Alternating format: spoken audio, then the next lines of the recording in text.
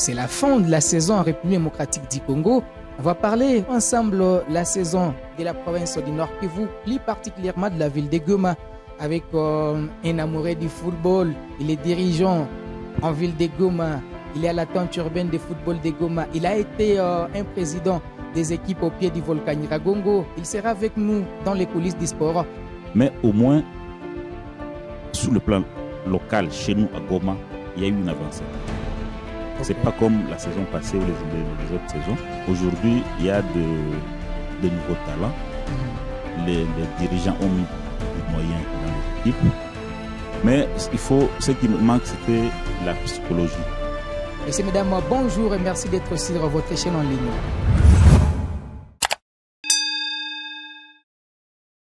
Allez, c'est avec lui qu'on avait réalisé la première émission sur Kivu Morning Post TV dans les coulisses du sport.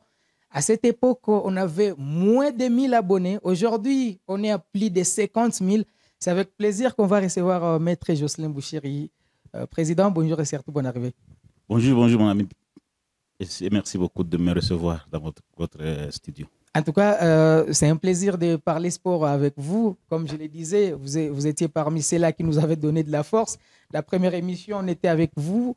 Aujourd'hui, on a en tout cas évolué et ça nous fait énormément plaisir.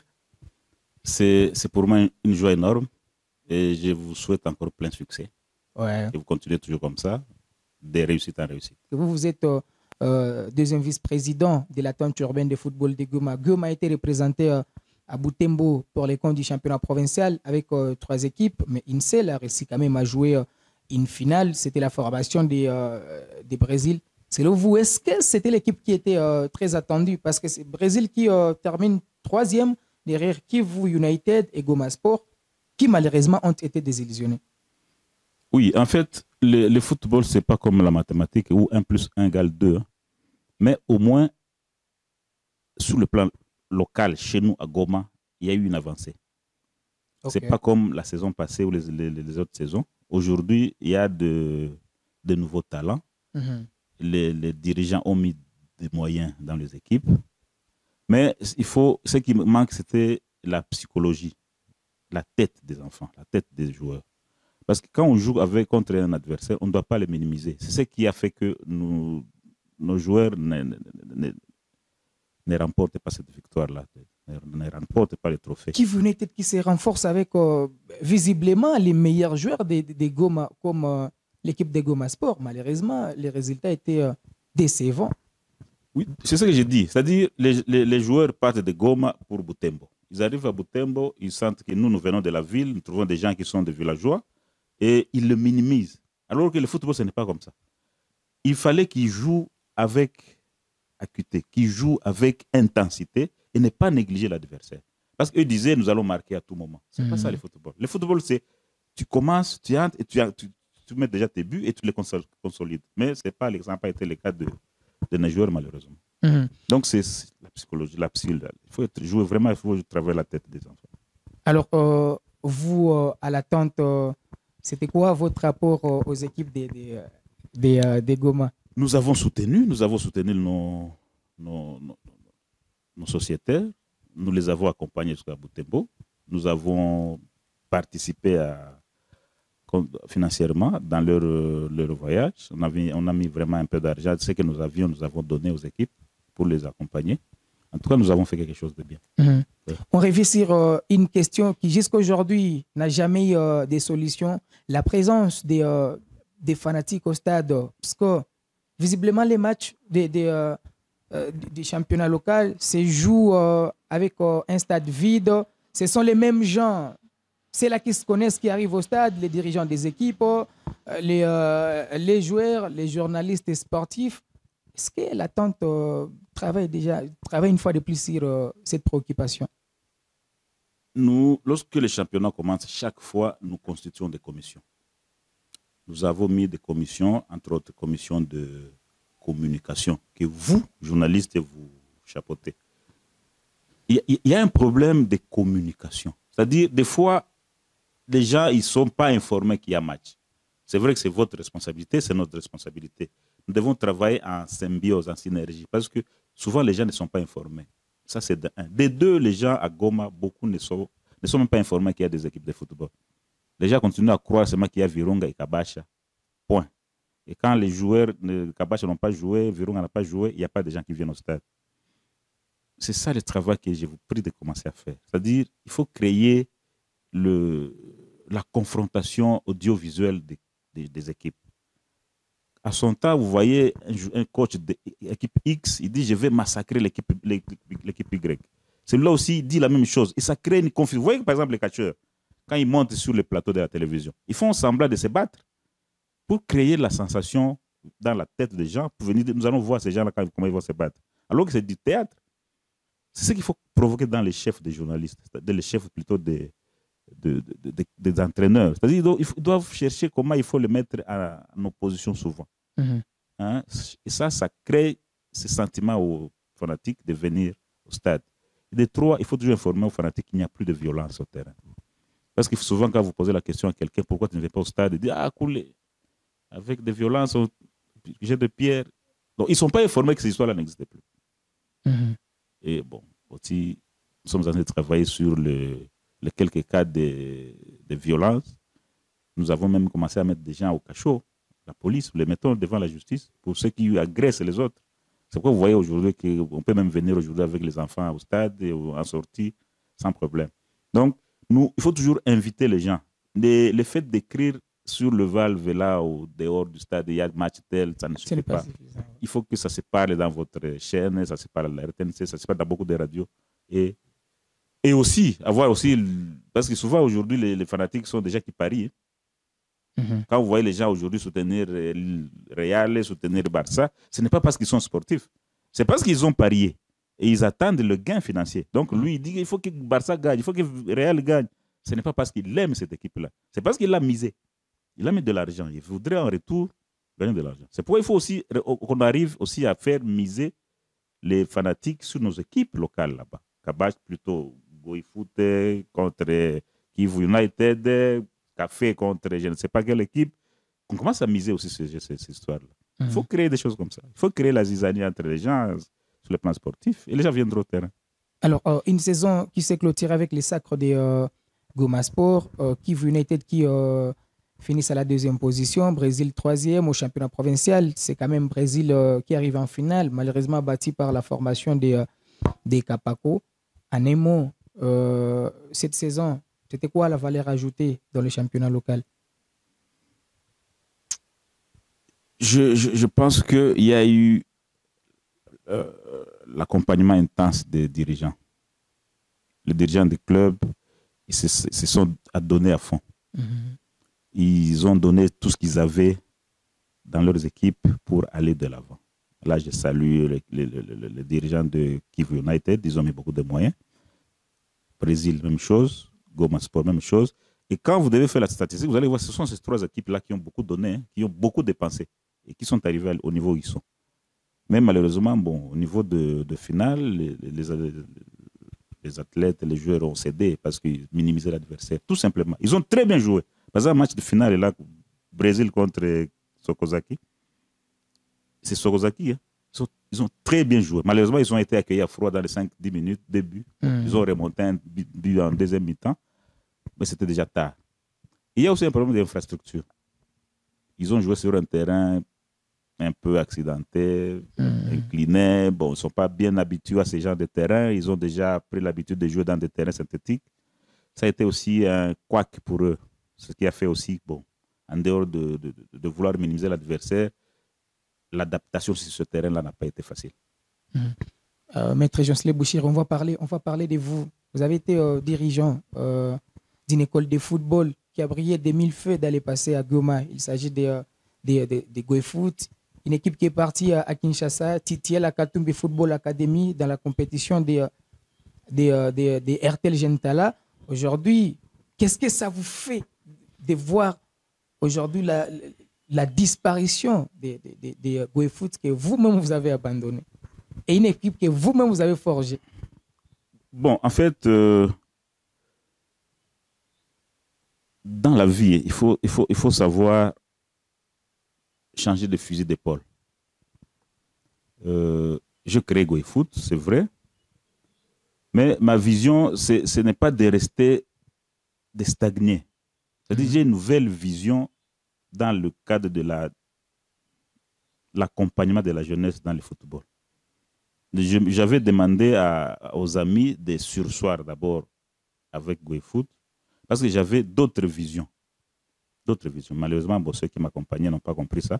Ils ont voulu continuer. Bon, je les ai laissés parce que chacun est libre de faire ce qu'il veut. Mais aujourd'hui, je suis en train de mettre en exergue ce que je pense. C'est d'accompagner ces mêmes gens-là, des GoFoot et d'autres équipes de Goma pour les amener très loin. Comment? C'est dans le cadre des partenariats que j'ai aujourd'hui avec mes partenaires à l'étranger. C'est de chercher des jeunes gens, des jeunes talents de 17 à 21 ans pour les amener loin de Goma pour qu'ils réussissent aussi dans leur vie. Il y a trois hypothèses. Quand j'amène un enfant, un joueur là-bas, je ne l'amène pas dans une équipe à l'étranger. Je l'amène auprès d'autres encadreurs. Ces encadreurs-là le préparent pour le placer dans une équipe compétitive, une équipe professionnelle, soit si son niveau n'est pas aguerri, on les met dans une compétition moins d'amateurs, ou soit on les met aux études pendant qu'on les prépare et aux frais des partenaires. C'est-à-dire tout celui qui quittera Goma dans ce cas de partenariat ne reviendra plus à Goma. C'est-à-dire il a la chance d'aller à la fois étudier et étudier le football. Donc il étudie spécialité autre, il étudie aussi le football. Maintenant, ces gens-là, les partenaires-là, ce sont eux qui sont en contact avec des équipes professionnelles de l'étranger. Ils sont aux États-Unis, ils peuvent maintenant mettre ces joueurs en Europe, ils peuvent les mettre en Arabie Saoudite, ils peuvent les mettre en Amérique latine. C'est eux-mêmes qui décideront maintenant de là où il faut placer ces joueurs-là. Malheureusement, quand j'ai posé ce problème dans plusieurs assemblées que le Fougo avait organisé, on m'a amené des vidéos où les gens sont visibles à peine. On ne sait pas qui on présente, qui on met en exergue. Ça a été difficile pour moi de les présenter aux partenaires. Et déjà, les contrats datent de combien d'états? Ça fait 2 ans que j'ai ce contrat-là et que je n'ai envoyé que 2 vidéos. 2 vidéos? Je pensais que c'est vraiment moins. Ils sont même en train de se moquer de moi. Dis maintenant, bon, comment, avec un pays, vous dites un pays vaste, vous ne savez pas réunir des jeunes, des joueurs, alors qu'il y a des talents là-bas. Est-ce que c'est parce que les équipes ne sont pas bien conscientisées? Il y a un problème de confiance peut-être, mais moi, je ne vends pas les joueurs. Moi, je ne vais pas vendre ces joueurs-là. C'est-à-dire, moi, je mets à contact les joueurs avec les partenaires. C'est les joueurs qui signent les protocoles d'accord avec ces gens-là. Moi, je ne suis qu'un relais. Je ne suis qu'un relais et que s'il y a maintenant de gains, il y a un pourcentage pour moi, un pourcentage pour son équipe et un pourcentage pour les joueurs. Je ne suis pas agent. Donc, je ne suis pas agent des joueurs. Non. Ce n'est pas dans cette optique. Non, je ne suis pas agent des joueurs. Je suis quelqu'un, je ne sais même pas comment il faut m'appeler, quelqu'un qui met à jour des jeunes talents. Je les mets à jour. Maintenant, le partenaire signe avec les joueurs. Donc, dès que je mets les joueurs à contact, c'est les joueurs qui signent le formulaire qui envoient au partenaire. Donc, ce n'est même pas moi qui vais signer les formulaires. C'est les joueurs eux-mêmes, sûrement contre-signés par son club, et ils vont envoyer là-bas. Donc, c'est ça. Je ne suis pas agent des joueurs. Selon vous, ce qui bloque, ce sont seulement les vidéos des joueurs? Les vidéos des joueurs. C'est-à-dire là où on met des joueurs en grand caractère, en gros plan. On voit les joueurs qui ne jouent pas, mais mettre des signes là, que c'est celui-là qu'on pointe. Non. Donc, vous n'avez pas besoin de mettre des fléchettes ou de l'encercler pour montrer que c'est celui-là qu'on est en train de suivre. C'est l'image elle-même qui parlera. Parce qu'on voit c'est tel qui court à gauche, qui va à droite, qui tire, qui plonge, qui fait ceci. On sait voir que c'est tel joueur. Son numéro de maillot, on sait le voir. Et après, il fait un CV qu'on présentera maintenant au partenaire. Moi, je ne ferai qu'envoyer le CV et le joueur l'envoie les formulaires. Alors, vous êtes un ancien dirigeant, un ancien président des GoFoot. C'est quand même une école de football. quelque part, vous avez encore un cœur dans cette formation et vous l'avez évoqué, vous allez aider GoFoot autrement. Ce n'est pas important maintenant vous-même de s'initier dans ça. Cherchez les gens pour prendre les vidéos de GoFoot selon en fait votre qualité afin de permettre à ces jeunes de vivre les rêves en Europe. Je cherche aujourd'hui, je suis président de toutes les équipes de Goma. Je ne suis plus seulement président de GoFoot. Donc, je suis à la fois président de GoFoot, je suis président de Kivu United, je suis président de Virung, plutôt de Brésil. Toutes ces équipes-là qui sont en championnat local, je suis leur président parce que je suis président de l'attente. C'est celui qui va se démarquer qu'on va amener. Donc, il faut qu'il soit discipliné, qu'il se démarque sur le plan footballistique. Ce sont deux éléments-là. Et qu'il soit dans l'âge, la fourchette entre 17 et 21 ans. Pas de 21 ans sportifs là où les gens créent les faux documents. Non, non. Un jeune, vous voyez vraiment que celui-ci a 17 ans, il a 20 ans, il a 19 ans, il a 21 ans. Parce que je ne veux pas, moi, me mixer avec ma qualité d'avocat dans des documents où on a falsifié, au risque de me faire condamner pour faux usage de faux. Ça, je ne veux pas accepter. Donc, quelqu'un qui m'amène une vidéo avec son CV, je veux vérifier avec des experts pour voir est-ce que réellement cet enfant a cet âge-là. Donc, il ne faudra pas que nous soyons ridicules comme ça a été le cas avec nos jeunes gens qui sont allés en compétition. On demande U17, on nous amène U25. C'est compliqué. Très ridicule. Très ridicule. En fait, la dernière question pour finir. Vous êtes à la tente urbaine de football de Goma. Je pense que c'est votre deuxième mandat. Deuxième mandat. Oui, je crois que je suis au deuxième mandat, mais je ne sais même plus nous sommes à quel mandat. Parce qu'on a suspendu le mandat qu'on avait avec la nouvelle loi.